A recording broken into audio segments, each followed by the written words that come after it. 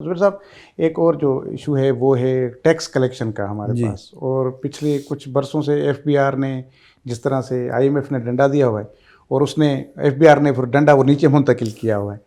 तो खैर जो नौकरी पेशा लोग हैं वो तो उनसे तो वैसे भी लिया जा रहा है क्योंकि वो तो बाउंड है, उनका वैसे ही कट जाता है। लेकिन फिर ज़्यादा शेयर आप समझते हैं कि हमारे मुल्क में किस सेक्टर पे बनता है? आपके सेक्टर पे बनता है, एग्रीकल्चर सेक्टर पे बनता है, बाकी किस पे शेयर बनता है कि वो सही अंदाज में अपना टैक्स जमा कराएं तो मुल्क में ये मईशत जो है वो बेहतर हो सकती है? ये रेवेन्यू जो है हम्म, वो सबसे ज़्यादा इंडस्ट्री से आता है। जहाँ इंडस्ट्री चलती है, इंडस्ट्री में जो भी चीज़ बनाते हैं उसका सेल्स टैक्स बनता है 18%, वो दे देते हैं।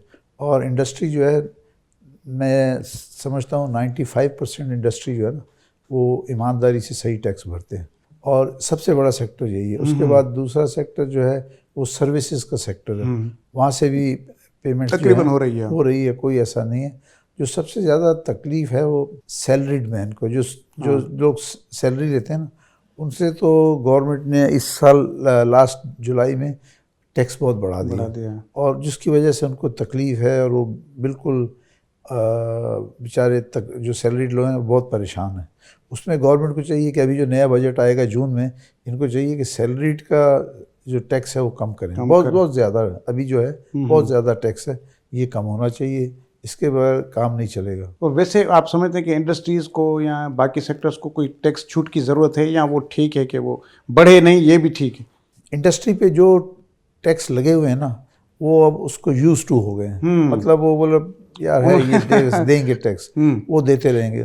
हम नहीं कहते कि उसको और कम करो, लेकिन और बढ़ाओ नहीं उसको। जो भी टैक्स है उसको और ज़्यादा नहीं बढ़ाओ, इसको चलने दो। यहीं से सारा आपका जो है सब पैसा ही सेल्स टैक्स का और इनकम टैक्स का ना इंडस्ट्री से आता है। इंडस्ट्री से आता है। एग्रीकल्चर में तो वो जो भी लोग हैं उसमें वो टैक्स नहीं देते। 90% 95% इंडस्ट्री जो एग्रीकल्चर है वो टैक्स नहीं देती।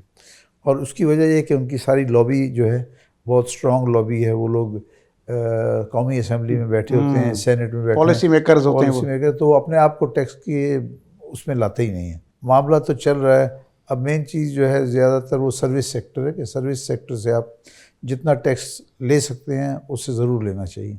अच्छा, वैसे जो बाकी चले टैक्स के इश्यूज भी होते हैं, लेकिन उसके बाद भी सूरत हाल ये है कि हमारे यहाँ जो इंडस्ट्रीज़ हैं वो टैक्स भी दे रही होंगी, शायद अभी भी उनको और भी देना चाहिए या जिस तरह हुकूमत की पॉलिसीज़ होती हैं।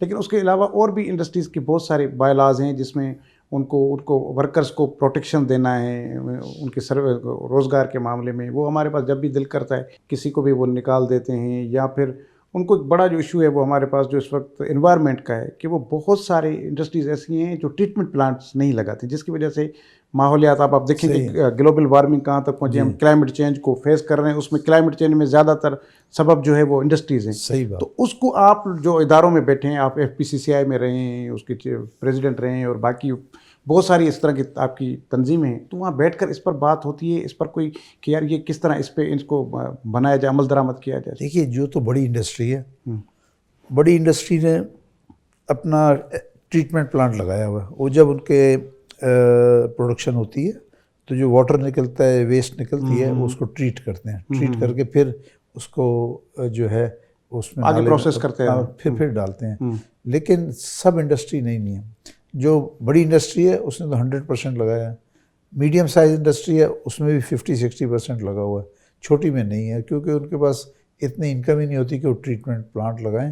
तो मैं कहूँगा कि अभी जो बड़ी इंडस्ट्री है और मीडियम साइज ये पे इन्होंने ट्रीटमेंट प्लांट लगाया है, इसलिए इसका काम चल रहा है।